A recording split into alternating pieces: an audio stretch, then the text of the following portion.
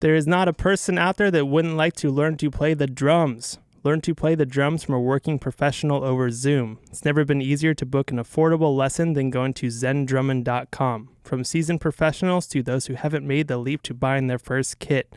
Learn to play your favorite music. Head on over to zendrummond.com to book a free consultation and 2 discounted intro lessons.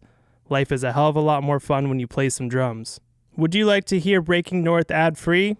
Become a patron today for bonus interviews, giveaways, and much more. Support spreading the word of your favorite creators. Head over to patreon.com/breakingnorth. Check. 2022. Check. 2022. What's up, everybody? You made it. Another year. 2021 is over. 2020 is over. It still feels like we're in 2020. Did that ever really end? I don't know. Right before the new year dropped, everybody was saying, "Yay, you made it. Here we go. Another year. You can do it. You can probably do it again this year. We'll probably all still be alive. Probably will." It's a little bit different than years past where people might be excited about New Year coming in. Omicron's doing its thing. It's ripping across the land. Everybody on Instagram, everybody you follow has it right now. It's just the way it's going. We're still alive. We're doing the thing. Hope you are too. Today on the show, we have Bread Boy. It's really cool to see somebody thriving in exactly what they want to do. Because most people get this idea in their head at some point. They're like, hey, I think I want to start doing this bakery, maybe off of like a Vespa where I sell like just cannolis, and I think this is a good idea. Most of your friends would probably say fuck you, and that's the end of it, and you probably give up on it. This dude did it though, and he's got a huge cult following. Like I say in the podcast, he filled a vacuum I did not know would have needed filling back in the day, but he filled it like a cannoli. Filled it like a cannoli, baby. Really excited about this episode to come out. He's definitely a hometown hero. I heard about him from my friends. I put it up on Instagram. I was like, who would you like me to interview next? Like chef, artist, musician. Overwhelmingly, I heard Bread Boy because everybody wanted to hear about what happened when he got shut down. This is the exclusive take on that. Raw, uncut, uncensored. What did he think about this? What happened? What happens when your whole world gets turned upside down in the business that you just started? What the fuck happens? So you'll find out. It's in the episode. I'm still teaching drum lessons. I think one of the funny things about this time of year is the people just get drum lessons for their significant others or their kids or something like that. I had a funny call from somebody saying they needed to pay me for drum lessons up front for their husband because then he can't get out of it. She wanted drum lessons for her husband that probably doesn't necessarily want them, and she really wanted to pay up front so he couldn't get out of them. Thought that was fucking hilarious, and I said, sure, yeah, you can send me money.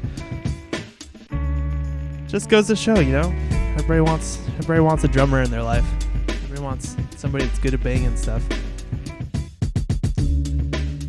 Anyway, I'm Zen Perry. You're listening to Breaking North. Here's the fucking show.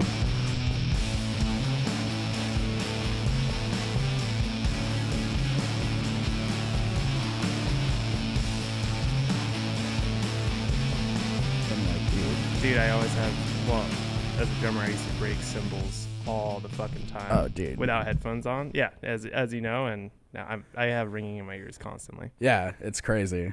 Like, just head injuries and too many shows. It just goes back, to the skating thing. Like, I was always cooking during, my skating. I've been skating since I was, 7. But from, 15 to probably 21, I was skating. And that's why you were saying I can skate. It's yeah, you're doing pools and hey, wait, Bear, are we good? Because we're getting that gold now. Yeah. being a big dude skating, I'm bigger now, but I've always been a big boy besides like 2 years of my life, because I was just like living on couches and skating and didn't like any money I had for food. It was just either going to booze or skating. So I was like, fuck a sandwich, I'm getting some night train. Yeah, right. So like I ended up dropping a lot of weight for like 2 years, but then I actually started working again because I was on the road skating and like and then Were you sponsored? Yeah. But rad. Yeah, I thought I was gonna turn pro and everything. I was like on track to like, I was like getting there, but then shit happens. Got like a crazy ass injury. And was that the what you were just talking about? Yeah, like I got a few head slams that kind of took me out and like started getting like a little bit loss of hearing, and then the one that took me out, I exploded my leg. I did 14 different fractures in my left ankle and lower leg. And surgery after surgery, it kind of ended the whole. I could still skate, but not like how I used to. Ugh. Like running out, like it just every time you land, even to this day, every time I like run out, it just feels like pins in my ankles, just like getting stabbed. And yeah, but get anything when the weather changes or anything like that? Yeah. Oh yeah, when it's cold out, it's just like I can hardly walk in the morning. It's the fucking worst. Did you grow up in Santa Cruz? No, but I grew up coming here like most people, like Santa Cruz, but I had family here since before I was born, and my dad was coming here as a kid, all my cousins and everything, and I just always wanted to move here, and I just made it happen. So like San Jose? Like I grew up in SF and like all around the peninsula, and then my dad moved up to the North Bay, and then my mom moved to Southern Oregon on the coast, and I've just been like bouncing around like the peninsula my whole life and up north, and pretty much from the top of Oregon to the bottom of California. I've just been going. Yeah, but Santa Cruz, I always wanted to, like, some point in my life be able to move here, and I made it happen like 7 years ago. Okay. So I've been around. I've been coming here since I can remember. Like I still have family here, and just fucking skate, cook, shows, and fucking get after it, I guess. Yeah. Are most of your family on the east side? Yeah, on the east side. As you know, like East Cliff, baby. Yeah, so, right? But yeah, I never really lived anywhere else in Santa Cruz besides the east side. But I love all of Santa Cruz.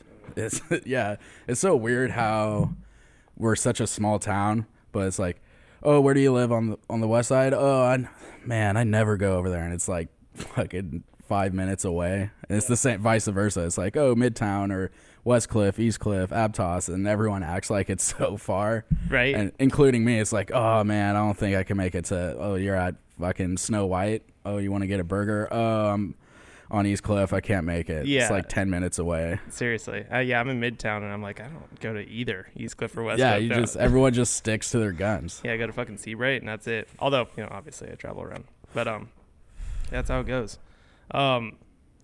We just got right into it. I was enjoying some of the shit we were talking about right away. Now let's get the official shit now. So what do you do? What do you Bread Boy is you and Velvet. The queen behind the king of cannolis. The king of cannolis. So what do you do with her?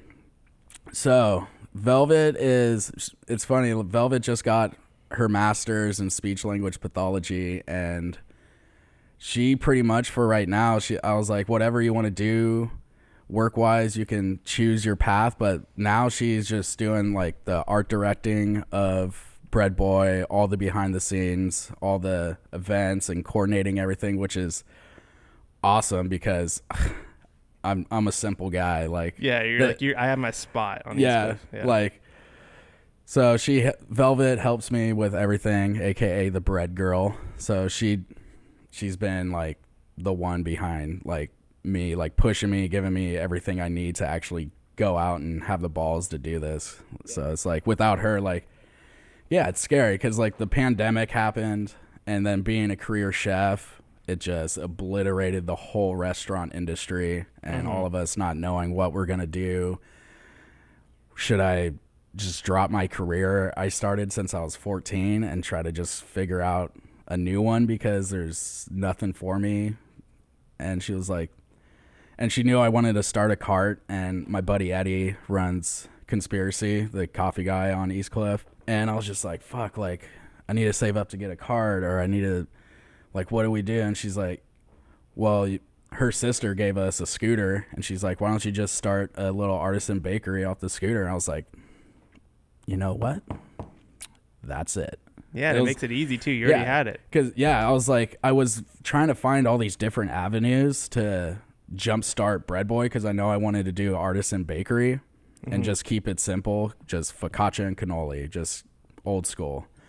And I was just looking like, oh, can I get a push cart? Can I get an electric assist? Like, I'm looking at all these different avenues, and the scooter was right there the whole time. She's like, just do deliveries or do little pop-ups in the time to generate like a buzz and like clientele.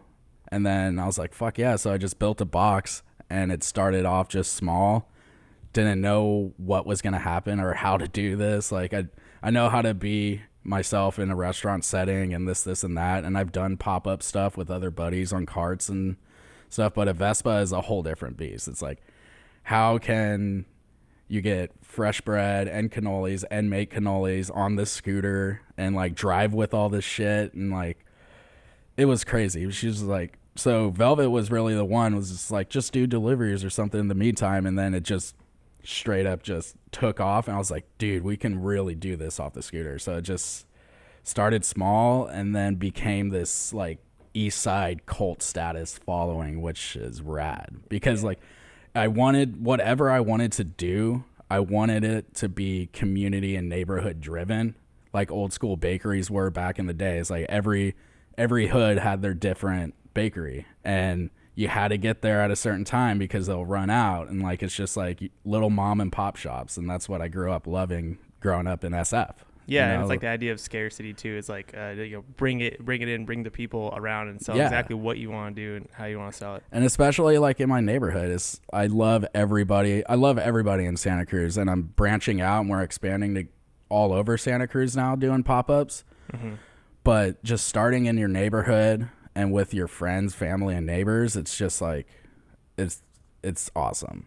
Keeping it just real deal, like high standards, and just very, very like just keeping it old school and keeping attention to detail, not having to do millions of things like, oh, pinwheels or this or that or croissants. And it's like, I just do cannoli and focaccia and just hit the nail on the head. And it drives me harder to be in my own neighborhood to execute 100% because these are my neighbors and my friends. So it's like to have the best possible thing you can. Yeah. So it's like being in a restaurant, you want always to have high standards and attention to detail. But when it's your like neighbors and everyone that knows you, you better be spot on or they're throwing poop bags over your fence. Yeah, they're like, hey, his shit's pretty good. Yeah, we just go to support, but your stuff is really fucking good. What's your menu right now? My menu right now is just, let's see, I have rosemary focaccia. So focaccia wise, I was doing rosemary, doing traditional margarita. I have an olive tapenade with like golden raisin and feta. And then cannoli wise, what do I have right now? Apple pie. The apple pie is lit. It's pretty rad. I bake a whole apple pie and just throw it in the mixer of the ricotta based pastry cream. It's sick. Oh, rad. And that's like a newer thing, right? Is that, it's that a kind newer of for the thing. holidays? Yeah, it's like, having the highbrow, lowbrow. It's like doing stuff with good technique and discipline, but also having fun with it. It's like, fuck it, I'm just going to throw this whole apple pie in this ricotta.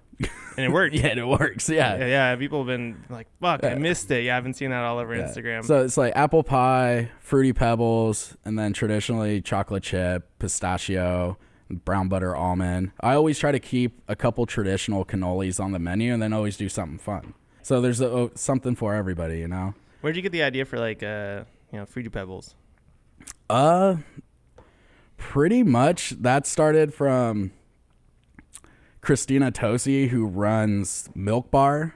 And yep, I just listened to a podcast there. Yeah, she's awesome. Christina she's so rad. Like how she executes, like that's what I was saying, highbrow and lowbrow. It's like we've all been there having to wear our chef whites and our toques and have to be very professional. And everything I do is very professional, but I'm able to be in a setting where I can show myself and being able to have fun. And that's what like Christina Tosi brought to the table, is like bringing back these fun home style cooked pastry goods and everything, like how she did the cereal milk panna cotta. It's like, who the fuck thinks of that? It's awesome. It's like going back to your childhood. And she said it herself, the best part of eating cereal as a kid was being able to drink the cereal milk. And I did do a cannoli back in the day before the pandemic, before like all the layoffs and everything, where I did a Captain Crunch cannoli, and I steeped the Captain Crunch in the whole milk before I made the ricotta and everything. So it was like, you know,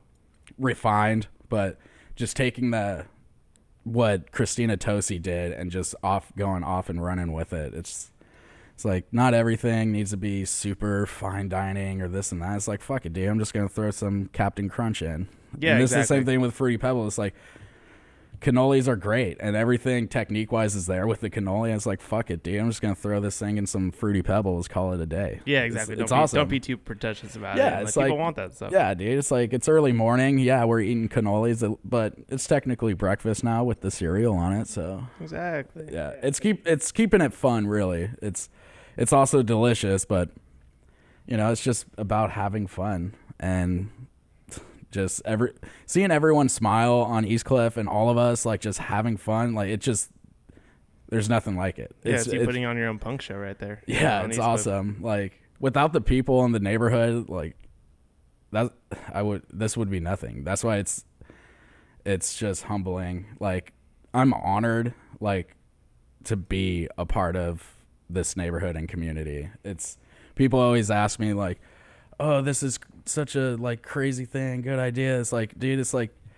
I don't even know how to explain it or put it into words. I'm just like so honored to be like, have this kind of take off and just be a part of this neighborhood and the community. It's literally like I've been in the industry since I was 14 years old. What'd you do when you're starting off?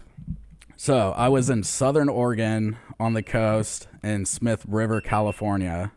And my mom was the GM of this casino restaurant, and my stepdad was the head chef of the restaurant. Oh, shit. So I would spend some summers going up to Oregon, skating and working. So she got me a job when I was 14 at the casino restaurant, just bussing tables, and then I would prep in the kitchen. And it pretty much all started right there. Like, my stepdad was like giving me the ropes and just like teaching me things here and there. I remember specifically like having to peel like 400 shrimps and devein them. I'm like 14 years old, don't know what I'm doing, but I started learning the ropes there, and I started going up every summer training for like 2 months and just learning the restaurant, the back house, learning how to cook, learning how to do my thing. So you're majority in the back. Yeah, always in the back house. Like, once I started prepping, I never bussed again. I never went back to the front house. Yeah, right. I was like, this isn't for me. It's just being a youngster, listening to like thrash metal and skating. I was addicted to chaos and just the whole aggressive nature of the kitchen. It was, speaking of punk shows, it was like a punk show. It's just like all these guys like cussing at each other, shit flying around, hot oil, knives, just people talking about like how fucked up they got the night before, or like, it was just crazy. Sorry, that shit was going off. So you said a casino? You were working in a casino? Yeah.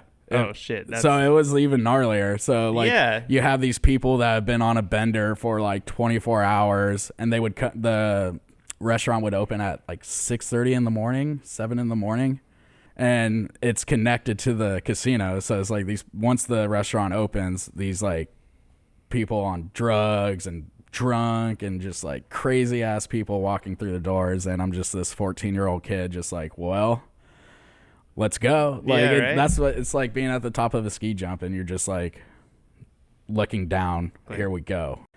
And you just like get some boozy people. And you probably saw some shit in that casino. Like, yeah, it was gnarly. Because like growing up like in the Bay Area and the city and stuff and skating, like you see all kinds of craziness, but seeing like Southern Oregon craziness is a little bit different. There'll be like people walking through the doors that haven't slept in like 2 weeks. Exactly. They're like turning green from all the cigarette smoke and all that shit. Seriously. No, that's how it goes. But yeah, it was cool. It was definitely a badass experience because I was independent as a youngster and just always wanted to work and do my own thing. Making some money and make my own money. Like, that's how it goes. Like, I just wanted to be dependent on myself, and I started learning a trade as a 14-year-old, and it just took off like from there. So like going on the road and skating and living all these past lives and stuff, no matter where I was, I always went back to cooking. Cooking was always there with me. So I'll be like in LA skating for like a month and just floating around. Like I would go get a kitchen job and just keep going. And then once I really got hurt and I couldn't skate how I used to, that's when I like sat down, like looked at myself in the mirror, was like, do I really want to take my like becoming a chef serious? And I did. And I was like, it was probably like 12 years ago now, where I like really started taking it serious and getting jobs at any restaurant I can to learn certain skills and then just keep moving on from there. What were some of your first things that you actually wanted to like go out and learn? Pretty much just old school like pastry making and pasta and pizza, baby. Like learning how to manipulate dough, learning how to make your own pasta, just simple stuff that you started learning because I never had money for school, like cooking school or anything like that. So pretty much there's like two ways to go about it. It's like you go to cooking school and then you go find a job, or you just start finding jobs and just working your way up through it. So each place you just start picking up new skills and learning new like things and just honing your craft. It's like one spot you start learning how to make pasta. You go to like a pizza shop and you start learning how dough ferments and how to roll out dough. It's just finding these little bits and parts to your journey as a cook or a chef. Whatever how you want to make it is like learn you by want to doing be. it. Yeah. Would you wish you went to school, or would you say that was the way to do it for you? I mean, for me, like the type of person I was and like how I was just addicted to the chaotic beast of the kitchen life, I think it was best for me to go to all these different new environments and just learn people, learn skills. Some people like it works for culinary school and then they go out, but it's like during the time moving from kitchen to kitchen and not having culinary school, you start learning things like in culinary school, you have the knowledge of food, but you don't know how to move and be around the kitchen. That takes years and years and years, the experience of how to move in a functioning kitchen. It's a whole different beast. You can know how to make a pizza, but do you know how to make a pizza with 10 other pizzas on fire, with someone screaming in your face and shit misfiring, fucking someone drops it on the floor? Like, it's just crazy. Somebody doesn't show up and the waiters are on your asses. It's like a whole different schooling. So for me, working my way up through the ranks was definitely the way, because you get the whole experience. You get, you learn stuff while you're in the fire and you learn how to function, and it just becomes second nature to you. You don't have to, going from culinary school and then jumping into a kitchen is like going to a whole different school again, because you have the knowledge, but you don't have the action of it. Yeah. And you believe me, it's crazy. It's like some people can only cook one steak and just focus on that. It's like you got to cook 20 steaks and you got to, with your chef just like screaming in your face. It's just an emotional roller coaster. It's insane. I don't know why anybody would want to do it. I've worked in restaurants forever, and I always bow down. I've always bartended or served or something like that. But that's why you always see like the front house and then the back house. It's a pirate ship in the back house, and it's just like a red carpet in the front house. You can do whatever you want, a little bit more. Everyone in the back is just like face tattoos and have addiction problems and in and out of jail. Like, it's just crazy. It's awesome. That's why I loved it. I was like, this is fucking awesome. Speaking of which, so you said you didn't really work front of house. So, but now what you're doing, you're talking to customers all the time. Oh yeah. On Instagram and in person, you are you are doing that now. Yeah, I always loved For me, in my younger years, of course, there was always the battle of the front house and the back house. Yeah. But as I got older, like I put all that bullshit aside in all words, because I love everybody and just want to be with everyone. It's crazy. Like I always got along with the front house, and I always got along with the back house, and I just wanted when I was young, like I said, I was like be a dick to the front house. But when I got older, it was just being around and being kind and being nice. I love being in the front. Like that was one thing I always got in trouble when I was working in kitchens, is because I was bubbly and flamboyant and just loved everybody and wanted to talk to everybody. And like, it was so like out of pocket for like a back house person to like be like that, because they're like, what are you doing and talking to the front house? You traitor. Like, yeah, get back in the kitchen. Yeah, it's like, dude, no, I just love everybody and want to talk to everyone. Yeah, exactly. So like being like on the cliff, and that's why I said like this is the happiest I've ever been in my cooking career. Really? And like hands down, because I get to be with everybody and be myself.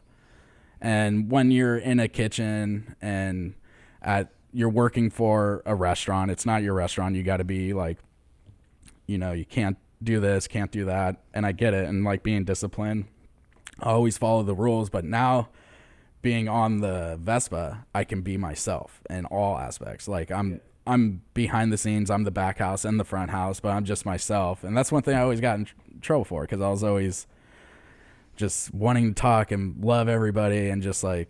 And you're making it easy for yourself too. You kind of like, it seems like you cut away all the excess things that you think you had to do, and you're like, I'm just gonna do this Vespa. Yeah, I just wanted to be myself, and I'm so happy I can. And it's like I said, it's a blessed. Like I feel so blessed to just be able to do this, and how everything caught on. Like it's an honor. So it's going well.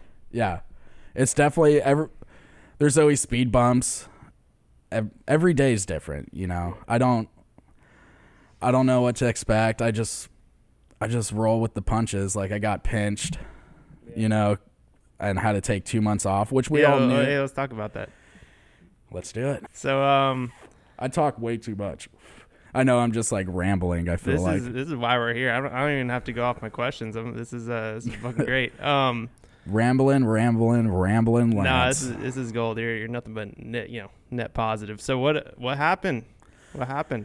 So we all knew this was gonna happen. We all knew I was gonna like me and Eddie, because Eddie Eddie is the coffee bike, and he has been there since day one, and he knew that I was gonna start a cart. I didn't know how or what, but he knew I was gonna be coming to the cliff because I just lived down the street anyways. And he's like, all right, just let me know when you're doing it. We'll make it happen. Anything you need help, let's go. So I told him, I was like, yo, I got the scooter. I'm making cannoli and focaccia. I'm gonna be on the cliffs. He's like, all right.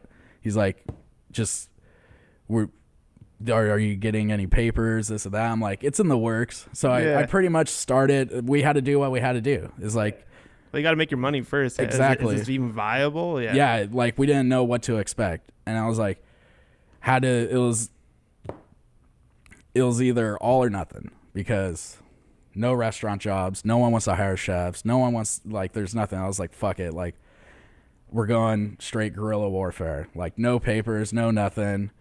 And so tell me about when you found out. When I found out, it was, the health officer walked up, but so long story longer, we went about 5 months with no trouble. Yeah. And by that time we already had our LLC. We had steps taken to make the company legit and, you know, not be breaking the law anymore, I guess. So the day that my LLC came in was the day that I got pinched. So I was just doing, good timing, right? Fuck. Yeah. We didn't get fined or anything, because she knew why I was doing what I had to do, because there's no jobs, there's no anything. And you know what? Fuck it. The pandemic got me the push off the cliff to start my own thing. So I'm just going to do it no matter what, lawful or not. So she came up, she's like, when you have a second, can we just go over there and talk? And when she's saying this to me, there's a line of people waiting for fresh bread and cannoli. And I'm you're just like, hey, you're not getting a free cannoli. Yeah, I was just like, yo, I know who you are. Just let me finish the line real quick, and I'll talk to you. And like, because I'm just being real with her. That's who I am. It's like 100% real. Like, yeah, I'm not. I get it. Yeah. I know who you are. Just yeah, give me a second. We'll because, do and also for her own protection, because like there's a line of people, and if she just like shut me down right there, everyone's gonna just uproar and it's gonna be nuts. And you have a cult following, yeah. People have been pissed. Yeah, exactly. Thrown her off the cliff. I know, yeah. So it was like, all right, let me just finish this real quick. I'll talk to you in a sec. So she just sat down and I finished up. And by that time, people are like, yo, because they see the look on my face. The defeated look. Yeah, you went and I'm from like, shit. Just my normal bubbly self, just, jolly little fat guy on the scooter, to just like kind of just ghost white. And they're like, what's wrong? I'm like, nothing. Just like, they're like, who is that? And then like they see the badge and stuff around her neck. And I was just like, it's okay. This is happening right now. And they're like, oh, fuck no. Like, I was like, just chill. Like, everyone chill. It's all good. Make this worse. Yeah, just everyone chill. So I finished the line, and we sat and talked for a minute, and she didn't find me, which is cool. She just gave me this season, like, I can't remember what exactly it said, just stop doing what you're doing. Because I didn't, even though I had the footsteps in place to like become legit, I didn't have my commissary kitchen yet. I didn't have like my insurance stuff yet. All I had was my business license, and that was it. But that took like a month or two in itself. So like, it's a process. It's definitely a process. But I just told her like what I do, how I do it, blah blah blah, and she gave me just some info, and we shut down from there. And we were shut down for 2 months, but the whole time like it was crazy. Lots of red tape, lots of hoop jumping, and a lot of mental games, like with myself, because like me and Velvet got everything on our part done to become legit in a matter of like 3 weeks, and then probably like 2.5 weeks, and then the rest of the time was just waiting to hear from the county. And it's just sitting there waiting, not knowing like, are they going to pass us? When are we going to get inspections? What else do we need? Like, it's a lot of just like silence, and we're just sitting there like, yeah, I'm sure you had some doubts then. Yeah, like definitely like doubts, because like how Bread Boy like saved me. Like Bread Boy like saved me from a dark place myself, and then like going back to being shut down again. It felt like the pandemic happened all over again to me, because I wasn't hearing anything for like 2 months. I'm sending emails every day, like just to get like a date set for a kitchen inspection. Yeah, but. And you're in a shared kitchen, right? I'm in a shared kitchen, yeah. It's weird they need to check I guess they need to check your process within the kitchen. Yeah, like they do, like depending on what you're doing, there's like there's an umbrella of permits and things and all these different like little sectors. Like, so like if you're doing a hot dog cart, or you're doing pastry or bread, or there's like a million different things. So they just need to do like kitchen inspection, your vehicle inspection, the process of how you're making your stuff, how like where you're selling, where you're not. They just literally every little thing they just need to know about. It's just lots of time and patience, but it all worked out because we want to become legit. And that's why when I was talking to her, I was just being just real with her, It's like, we're working on it. Yeah, we're working on it. I was like, and when I got home, like I looked in my mailbox and there's the LLC, so I snapped a photo of it and sent it to her, and like, yeah, she got why we were doing what we were doing. It's like, times are tough, so it's either get going or yeah, exactly. So what do you mean it saved you from a dark place? Just depression, like battling depression and certain things like that, just like how everybody in the pandemic was really affected, physically, like with their jobs and everything, but mentally it was really hard for me to wrap my mind around, like, what am I going to do? Like, you know, it's just a dark place. Not knowing what to do when you've been in a career your whole life training yourself to become the cook or the chef that you want to be, like who I am, and then not knowing where to go because all of a sudden it's just a roadblock. Like, oh, can't cook, can't do anything. Like, what are you gonna do now? I was just like, I just felt hopeless and just not in a good spot. Did you I mean, it was your discipline, really. It was like you show up to work and that's like what you do. Yeah. And that was like kind of your way of like getting into your zone. It makes sense.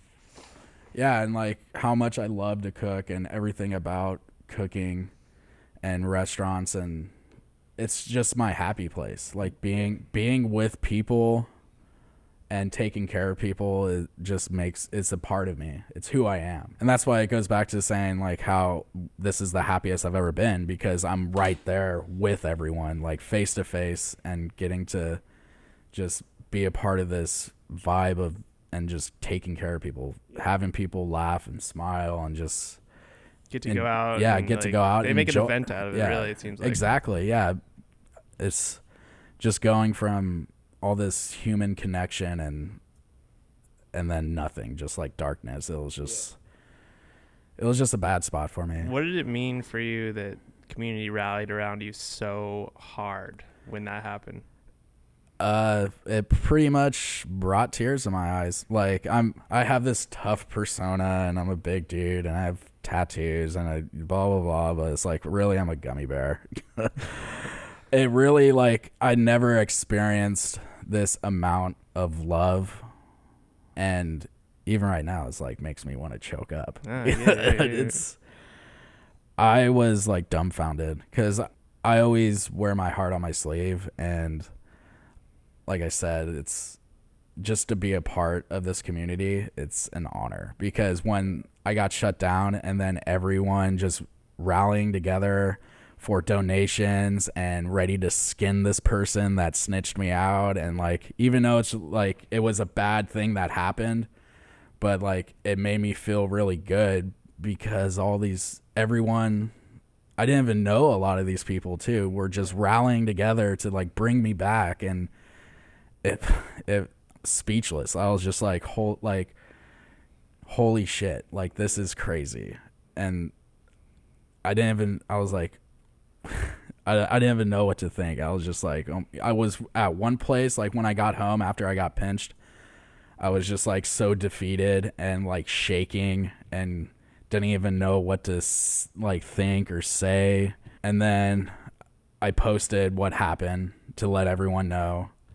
And my buddy had to help me write that message because I was just like I was just shaking and just speechless. I couldn't even like function because I was just so defeated, even though I knew this day was going to happen. But then everyone started reposting and messaging and just like rallying the troops of like East Clip. Like the whole east side was on fire, and then Santa Cruz was like the rest of Santa Cruz was falling in with all these messages and just like rallying up to like bring me back and find out what happened and anything they can do to help me get back. And it was like literally like, I don't know. Dude, that's how I heard about you. Like I was at the crepe place and somebody's like, "Did you hear about Breadboy?" I'm like, "Who the fuck is Breadboy?" And they're like, "Dude, you got shut down." And they kind of explained what you did. I was like, "Oh, that sucks." Yeah, and that was that, and I heard that from two people on like the same day. That's crazy. Yeah, and I had it's insane. Like I can't say enough. It's just an honor to be a part. Like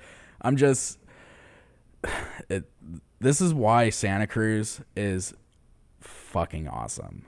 It's so like everyone here, because everyone in Santa Cruz is artistic and creative and loving and just awesome. Everyone like skates or surfs or is a painter or into music or a cook or like all these. And then when something bad happens in our community, we all just come together and just have each other's back. And just that amount of love there's not a lot of that going on in this world. Yeah. And to have like just be a part of this community that we all know we have each other's backs no matter what is insane. It's so awesome. It's all about the small guys in it's in like this town. it literally, like, I don't even know what to say sometimes because it's just so awesome. Like, it really is so awesome. Like, when I first started this, I didn't know what to expect, and what it is now, it's bigger. It's bigger than, like, me just being a baker. And like, this is a movement, because me and Eddie have been talking about how to get vendors and food trucks and get the whole food truck scene going in Santa Cruz, because the little guys like us, we don't have the capital for our own spots and our own things. And that's, and food trucks are awesome. It's a whole different experience. It's, like, there's going out to restaurants and sitting down, and then there's food trucks, like, and we are having more food vendors and food trucks in Santa Cruz, which is awesome, because they have been a little bit more relaxed these days. Because of the pandemic, I'm sure, yeah. Because, like, 5 years ago, dude, like, you having a food truck, you can only do private events in Santa Cruz County. Now, like, you get to see, like people like me and Eddie, or, like, the other, like, food vendors and taco trucks, and, like, everyone's, like, starting to creep into Santa Cruz, which is pretty cool, I think. And definitely want to have more events, and, like, Event Santa Cruz, like, putting on the Midtown Fridays, that's big. That's huge. You can, like I said, 5 years ago, dude, like, I never even heard of something like that. There's the farmers markets, but that's once or twice a week. But having these guys put on a weekly event, it just opens the door more and more, inches it open to have these cool events every week, especially for us. Great. Yeah, and we're local here. Like, we live here, and, like, to be doing stuff in off season and, like, not tourist stuff, and, like, it's like, we're the ones who live here. That's why, like, I want to do great food. I want to do great food, have a great time, and have it for the locals. During the summer, we're flooded from people all around the world, and that's cool. That's Santa Cruz. Everyone loves Santa Cruz, but to be able to do this primarily for the locals, that's what I want to do. It's neighborhood driven. Like, I want to be able to, like, start throwing events and, like, food festivals, and, like, let's like get stuff going. Like, the timing's now. What sort of people are bakers or anybody else would you kind of consider doing that with? Like, some people in town, or I want to do everything with everybody. Okay. Yeah, I mean, like, I know that's not realistic, but I mean, to bring back, like, the Capitola, like, on Portola, the street fair, like, street festival, like, we should start doing that, but, like, food festival, like, especially during the off season, because there's a lot of stuff that goes on during summer. We should, like, start thinking about winter too. It's like, not just the summer, because the summer, there's just so many people from everywhere. It's like, what about the locals, dude? Like, exactly. We're here all year. Let's do stuff all year long. Like, why aren't we doing that? Like, I get, like, farmers markets and stuff are cool, but let's do shows. Let's do street festivals. Let's do food festivals. Let's do art shows, like, everything.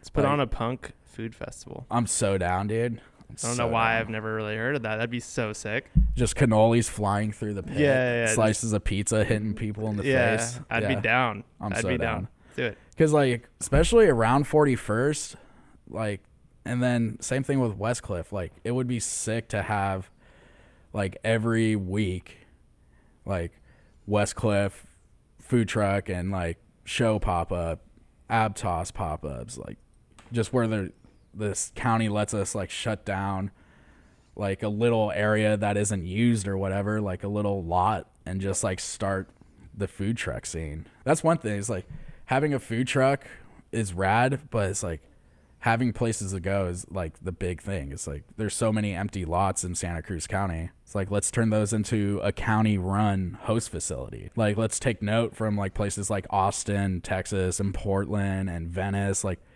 where there's these county run host facilities where you can have your truck or your cart or pod parked there, open 7 days a week.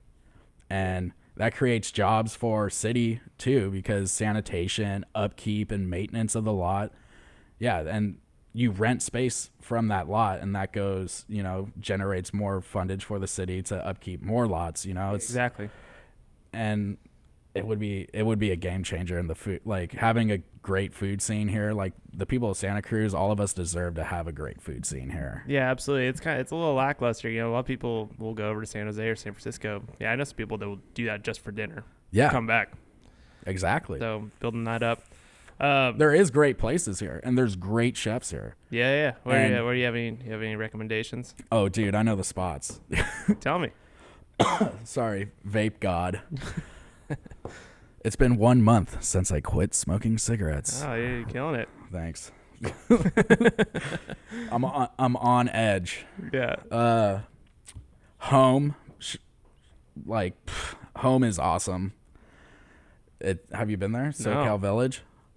It's awesome. You need to go there. So okay. It's called Home, and because it's in like an actual like little house, it was like just a little house, and they turned it into like a kitchen space and a little restaurant. It's awesome. Home is awesome.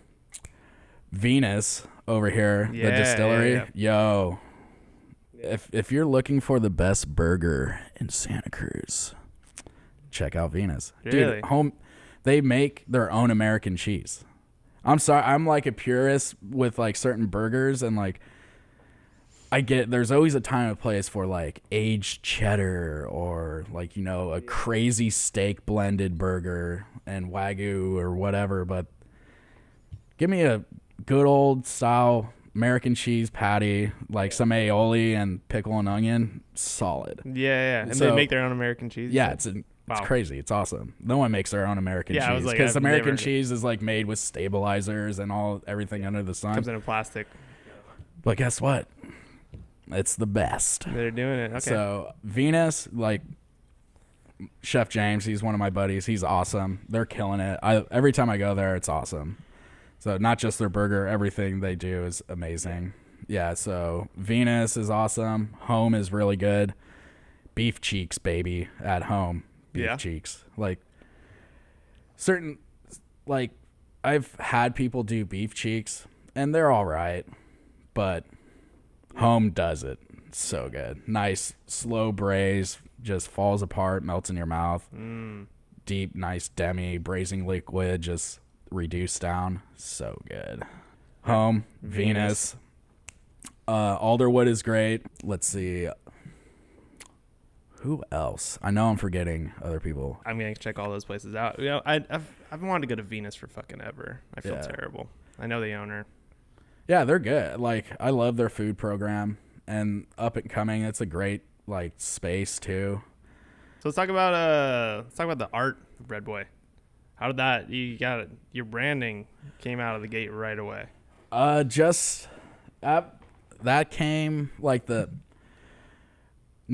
having a lot of friends in the tattoo world. And if anyone knows me, they know I'm covered in tattoos and try to get tattooed as much as possible. But like I said, like starting this with no money, really, the only money we had to spend was just change pretty much, because we're just like both not working and just trying to keep the roof over our head, pay all the bills. And so I contacted my buddy Teo, who works at Good Luck Tattoo, and told him about the idea that I had to like start this little bakery on the Vespa. He's like, dude, down.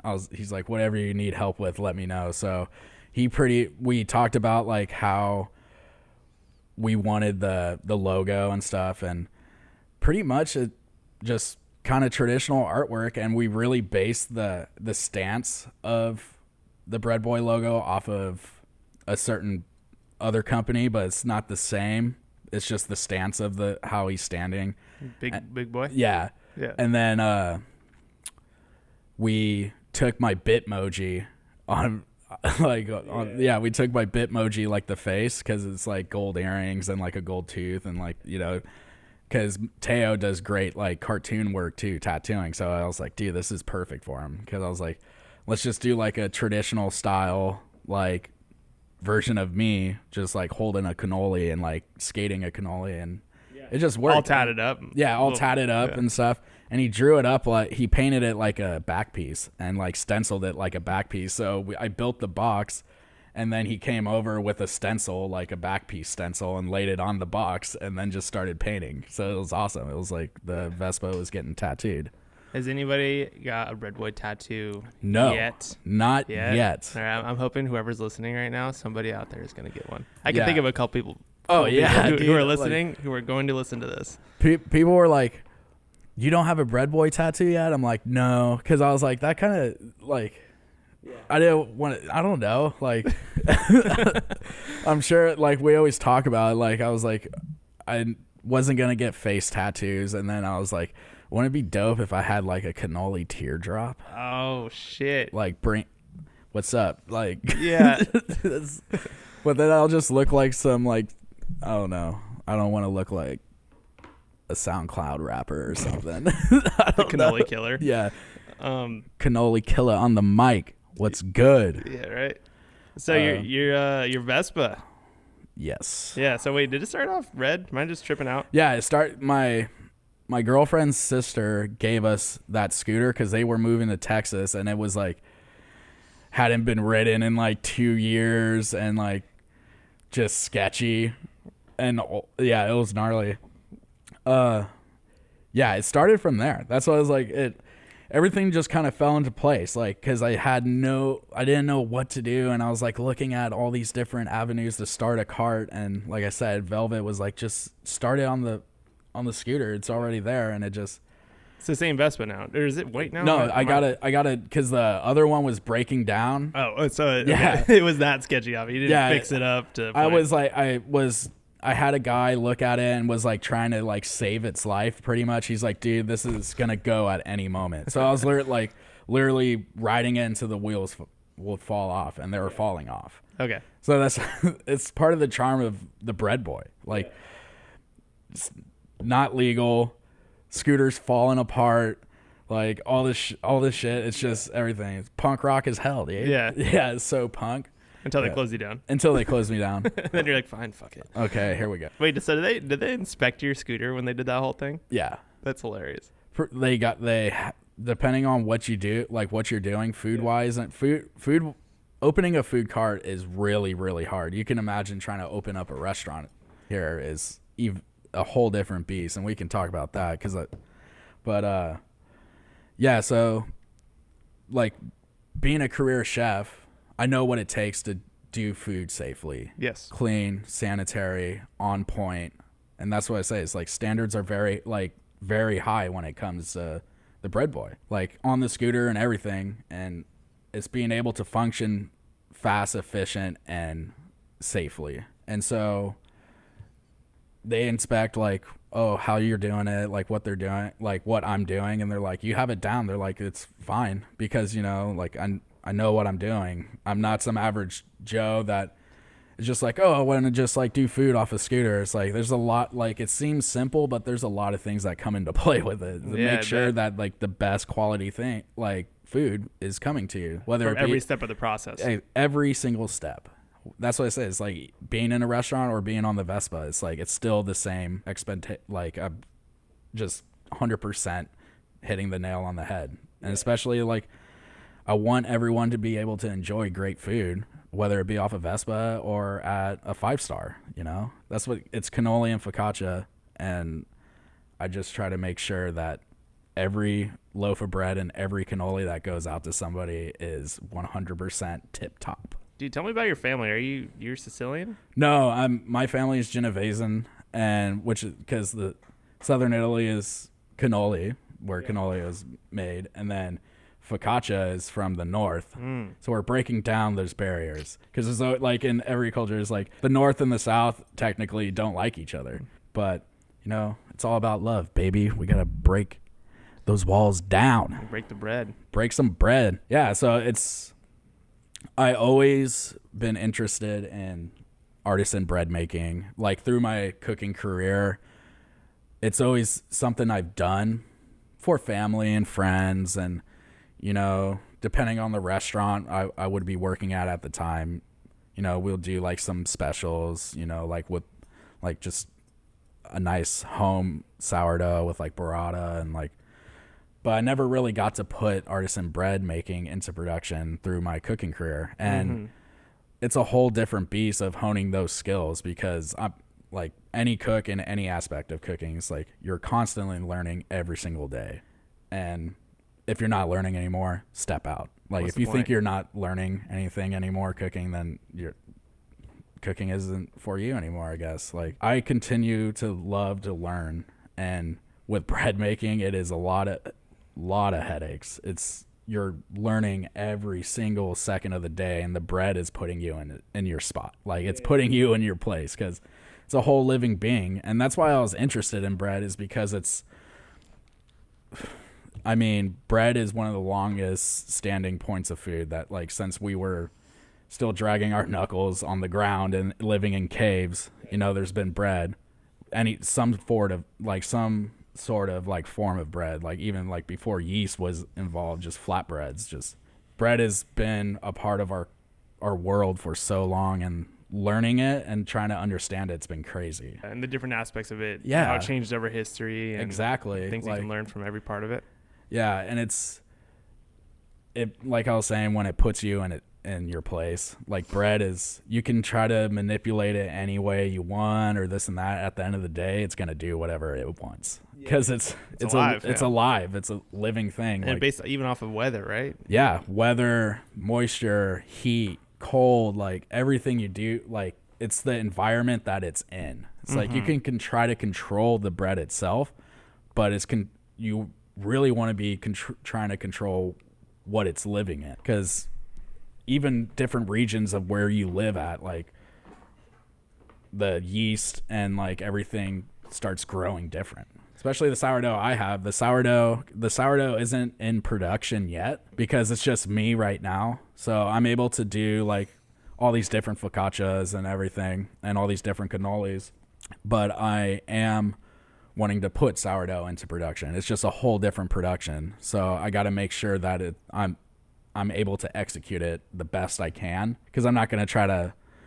put a whole different bread program into play and not be able to execute. Yeah. So like, you should sell that once you get that sourdough going. Sell a little bit of like, what's it called, the mother? The starter, yeah. The mother, yeah. The mother starter I have is from my girlfriend's, one of my girlfriend's best friends in San Francisco. Her name's Betsy, and her mother it's like 35 years ago went to Alaska just to go on vacation, and they're all bakers in their family. Everyone in their family cooks and bakes. So she went to Alaska, came back to SF with Alaskan sourdough starter over 30 years ago, and I have a piece of that starter. So each member of their family has a piece of that starter from over 30 years ago, and they gave me a piece of it. So I've been feeding it for the last probably 4 or 5 months, just getting it into its right, like it needs to be comfy, in all words. And I've been baking sourdoughs at the house for the last like 2 months after just getting it nice and healthy and just seeing where it functions best at. And that's the thing. It's crazy. Bread is insane. Every day is different. Like I'll be having it at the same feed, but the seasons change. Like it's changing now. The seasons were still kind of warm and then having cold nights. You have to start doing different ratios of your feed times for when it's going overnight, because it's getting cold. Mm-hmm. So you need to make sure it's bulked up, so it's going to be a nice rise in it and it's nice and healthy. But the sourdoughs that have been coming out are insane. What's your first thing you're going to do with it? Maybe once you sell it? I don't know. Yeah, I mean, like kind of all kinds, whatever like, comes into mind. All kinds of stuff. Like, I mean, sourdough focaccia is great too. Like sourdough focaccia, sourdough batards, pull away rolls, like all like it. The options are endless, but it's just how it's going to function on the scooter that comes into play too. Because like focaccia is delicious and awesome, but also it's very functional on the scooter because how I can stack it up and line it up without compromising the bread. How much can you fit on that scooter? Let's see. So mise en place for the cannoli and all the bread and cannoli itself. So probably For those people who don't know, mise en place, what does that mean? just so pretty much just like garnish and stuff to build the cannoli. So like the chocolate chips or Fruity Pebbles, and then all the pastry like in my little cryo pack. It's how everything's set up and how how you set up and how you finish the product. So I can do about 26 loaves on the bike and 100 cannoli, which is crazy. Out of that little box? Yep. Tetris. Who helped you design that? Was that you? Just me. Wow, there you go. It's the cook in me. So it's like, yeah, mise en place master right there. yeah, when you're a cook and you're on the line, you like when you start learning how to set up your station and you set it up you start learning how to set up the same way. It's just muscle memory. So you set your line up, you have your knives, your sanitary spoons, you have your plating area, and it's just muscle memory. So when you're in the craziness of on the line and you're in the weeds and there's a million things on fire, you got to go back to your stance and be clean and be efficient. So your station is just where your prime time, like the scene is set to function during a service. So I take that aspect and put it onto the bike. It's set up and stacked the same way every day. I head out to the cliff. I set all my mise en place and everything like I'm setting a station on the line. The same. So it's just no matter what's going on, and I'm talking to people, taking orders and doing this and doing that, and I'm moving the whole time because I know where everything's at. And then after each order, it's wiped down and everything, I'm back to my stance. It's just how you're trained as a cook. Yeah, you're so quick. The discipline. And you're talking to all these people. They're like, what are you doing? And you're just like, yeah, just like going, like, it's pretty insane to watch. Like sometimes because like I'm just, you just get that training. That goes back to some people in culinary school, and then coming out of school into a restaurant, they don't know how to function because they don't have the tools of the line. They don't have that experience yet. They have the knowledge, but not the experience. And then dealing with something else happening while you're trying to nail temps on all these different things. It's crazy. Like, food trucks don't even do that. Usually, the food truck, you get your order and you pay for it, and then the person just disappears. Yeah. They're gone. You can't talk to them. Yeah, the whole time. Well, like I have a problem with talking too much. As you can tell from this podcast, I'm just rambling like a freak. It's just like I said, I always wanted to be. I'm always talking. I'm always just in the moment. Like I just love being around people. So it doesn't feel like a lot to me because I'm just doesn't feel like a job to you. No, that's why this is the happiest I've been. What's your idea of success for you? Waking up and being happy every day, really. Just being like mental health is always like if being happy is number one.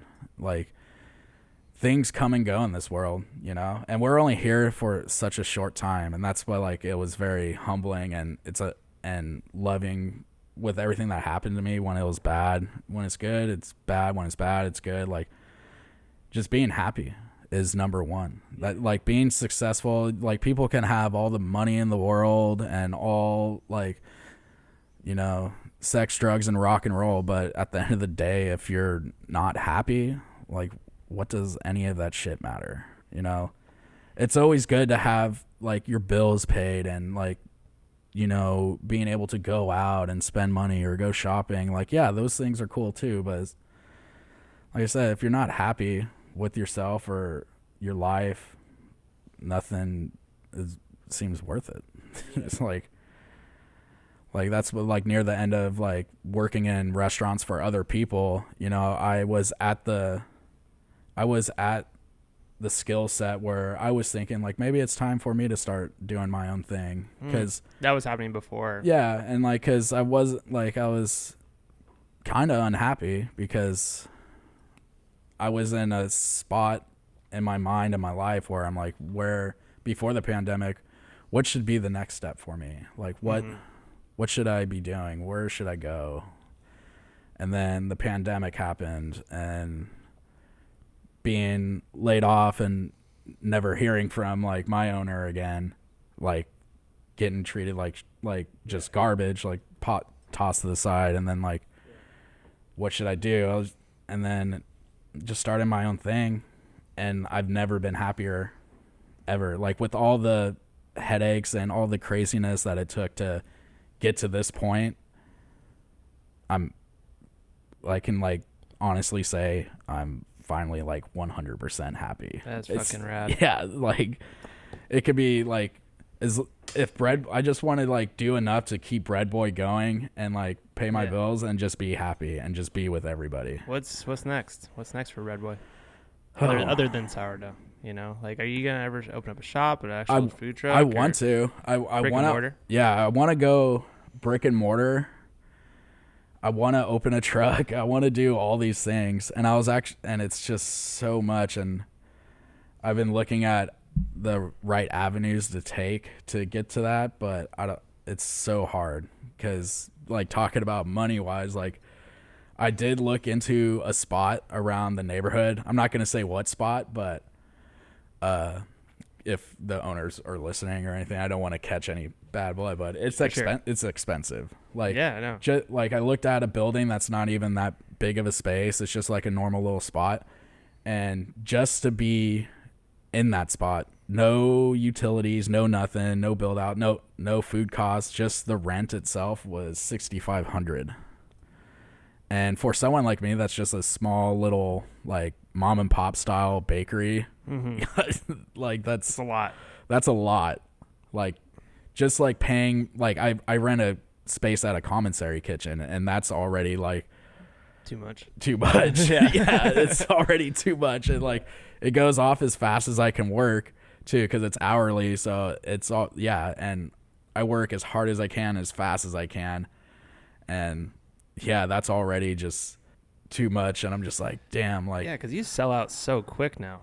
Yeah, because I've been upscaling the cannolis, and like the bread is just, it's a capacity thing. So it's like I can only fit so much bread, and then the cannolis, like, that's fine. Like, 80 to 100 cannolis is, you know, a pretty good amount of shells. So, but yeah, just wanting to open a truck because I want to do like, it all stems from pizza. Like, I love, like, focaccia is literally like, in Sicily there's this stuff called sfincione, and it's pretty much just an old like focaccia bread with tomato sauce on it. It's the nana pie, the upside down pie. Like, all my homies from the East Coast, what's good? Fucking the nonna, dude. Like, grandma pie, grandma pizza, the corners, crispy corners, baby. It all stems from focaccia, like majority of it. And so I want to do squares and I want to do pizza, and it's just finding the right vehicle that I can build out, because that's another thing. Like, food trucks, like just used food trucks that are already fabbed out, like with the equipment, is like $70,000. It's crazy. And like, online I saw this guy was doing one out of a 850 Vespa. It's a 3-wheel, and that would be rad, because there's this pizza oven company called Gozi, and they make all shapes and sizes of pizza ovens, and it's runs on gas and it can run on wood. And I was like, man, I could probably like fab like some sort of like 3-wheel like mini truck Vespa with like 2 pizza ovens, and like build a compartment for mise en place and stuff like that. Or it's like finding the right route, because it would be cool to have a brick and mortar, because I want to be able to do pizza and I want to do a slice shop, you know, have focaccia and just like out in the case, like with mortadella and like fresh buffalo mozzarella and all this kind of stuff, and like potato and soppressata, and just sell corner slices and then like rounds, and then in the morning sell loaves of focaccia, loaves of sourdough, and just, but it's like finding the right spot for like the right amount, because like anything near $7,000 above, I'm like, I don't even know how, like, yeah, it's kind of crazy. And that's not including like the build out for like pizza ovens and all that. I'm just like, so should I take a loan?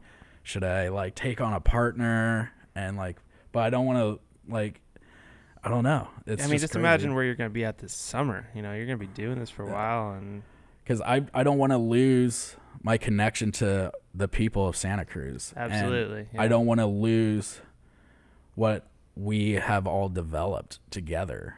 Like the connection we have with one another is legitimately bigger than yourself. That's Yeah. like, and people know you as Bread Boy. yeah. And I want to always be here and around like the people.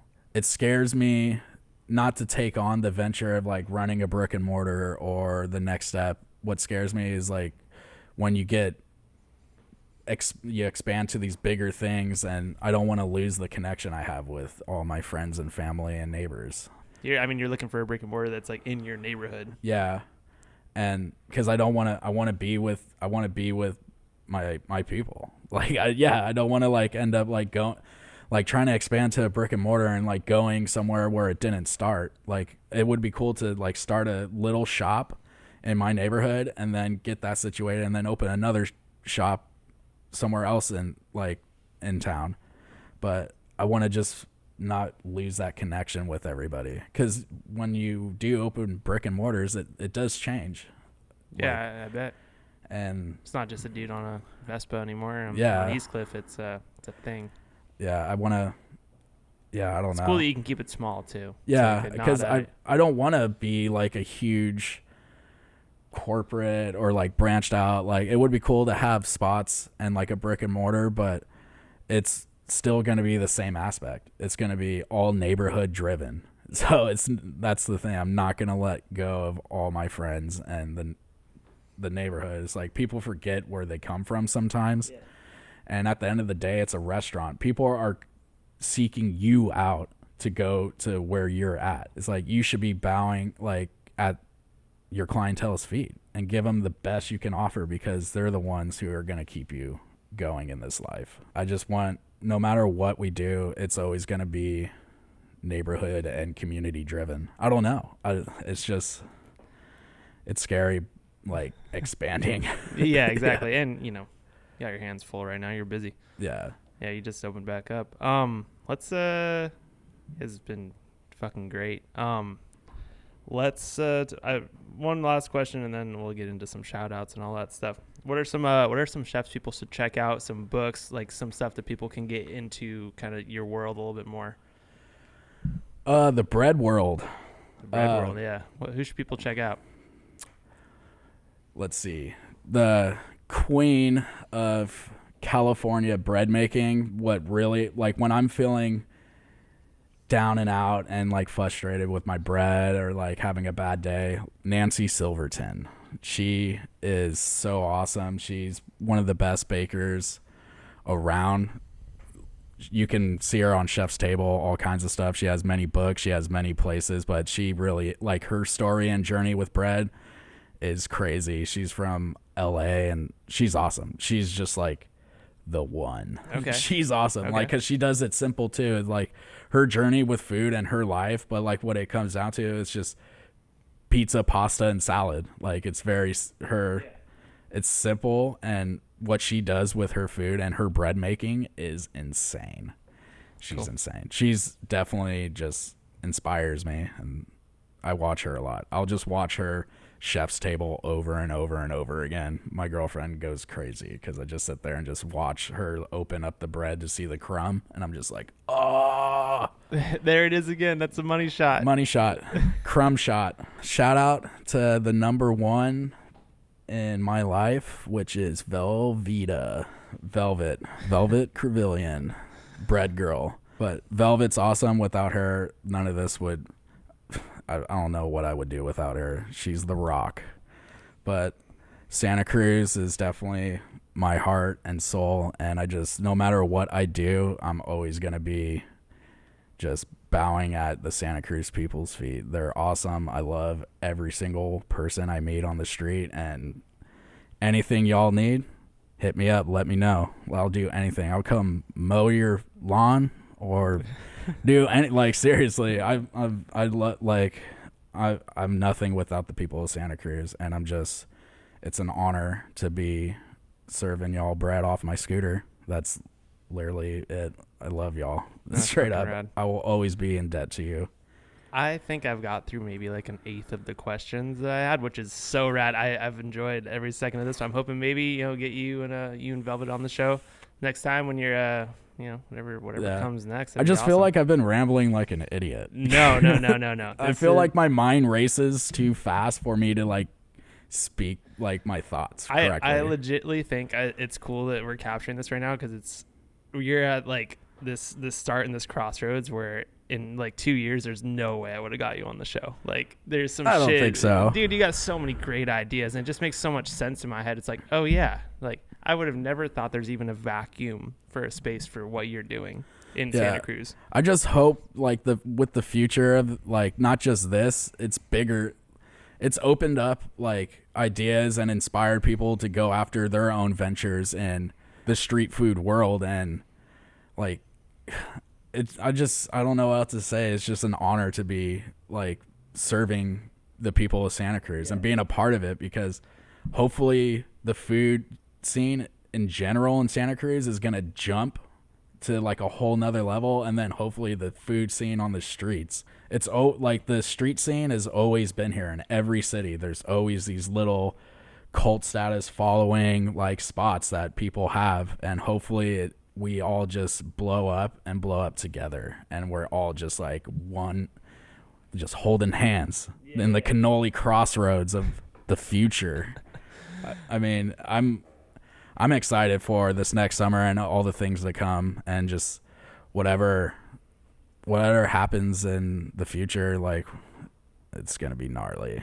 Hold tight, yeah, straight up. And that's just like, there's always gonna be people and haters out there. No matter what we do in this world, there's always gonna be people that are gonna want to see you fall and watch you burn. And it's like taking that bad energy, no matter what happens, take that bad energy and just say fuck it, just keep going and doing your thing. That's what happened to me. Someone wanted to snitch me out. That's fine. You're doing you got your bad energy. I'm gonna keep going. I'm gonna roll with the punches. All the cool shit that kind of came with that too. Yeah, you got to see it rallying around, like, and you got a whole bunch of free press. And like a couple people messaged me like, oh, you should start a GoFundMe. I'm like, no, it's okay. And then this person that I didn't even know and didn't even have any of my food yet just sent me a message. We started you a GoFundMe. Hope it's okay. And I was like, I literally just told like 4 or 5 other people no, and like they just did it. They just did it. Yeah, and I'll send you the cash. And that's like, so cool that you were like, no, wow. Yeah, it's like they've never met me or didn't even have focaccia or cannoli yet. It was incredible. I was like, what the? But then they wanted to. Yeah, it was insane. That's just like, that's what I'm saying. Is like, bad stuff happens. There's always gonna be bad people, and you just can't fuck with it. You just gotta keep going, and having the love from the neighborhood and the community, it's blessing. It's so cool to hear all this stuff, and also you're pretty inspiring in the way that you just did it. You just found a thing that you wanted to do, and you finally like distilled it down, and it's working. Yeah, like with all the worry about like what's gonna happen when we do get pinched, or if something like, it's like you can't think about that. You just got to go for it. And that's the hardest thing, like to start stuff like this, whether it's a restaurant or art shop or a band or whatever. It's like you just got to do it. You just got to start and don't think about the repercussions. Like when I knew I was going to get pinched from whatever reason, it could have been just like a health officer rolling by in their car, or it could have been some asshole wanted to snitch me out. It's like you can't think about what's going to happen. You just got to do it. Just start it. I feel like that's a good indicator of success too, is as soon as you start having some shit happen, like where you get some haters or you get some people are always going to hate. No matter what you do, someone is always going to hate. Like we all know that. It's like growing up, going to school, there's always that one kid that doesn't like you, who talks shit. You work with somebody, like there's always going to be someone that's just going to be that person that's going to like try to shit on your parade. There's always going to be that person, and you just got to be the person to just let it roll off you. It's hard to do. It's so hard to do, but you know what? Those people are going to always be unhappy. Just keep going. Do your thing. Be happy. Like I said, we're here for such a short time on this little rock floating in space. Fuck the haters. Might as well try. Yeah. Let people talk shit. Let people fucking be unhappy. Let people try to make you fail. It's not worth to dwell on. You just keep going and be the tough son of a guns you are. There you go. I love that. Let's get a little sign off. I'm going to do a little video since the GoPro just shit out right away. So yeah, let's so where can people find you? Nice. Vape God. Vape God. Jesus help us. You can find me at 38th on East Cliff, so Dirt Farm, and I'm right next to the palm trees. I'm there Thursday through Sunday, 10 a.m. to sell out, and Eddie is also like about 30 feet from me. You go get some coffee, pastry, and you can find me on my Instagram, scbreadboy, s.c.bread_boy. And my pop-ups will vary. Like I try to do Dirt Farm Thursday through Sunday, 10 a.m., but also do events and pop-ups at other different shops, local events, anything, and it's all through my Instagram. So every move I make, IG knows. Fuck yeah. Cool. Ciao. Thank you so much, man. Oh yeah, my pleasure. If you enjoyed the show, consider becoming a patron on patreon.com. Early access to episodes, bonus interviews, and much more.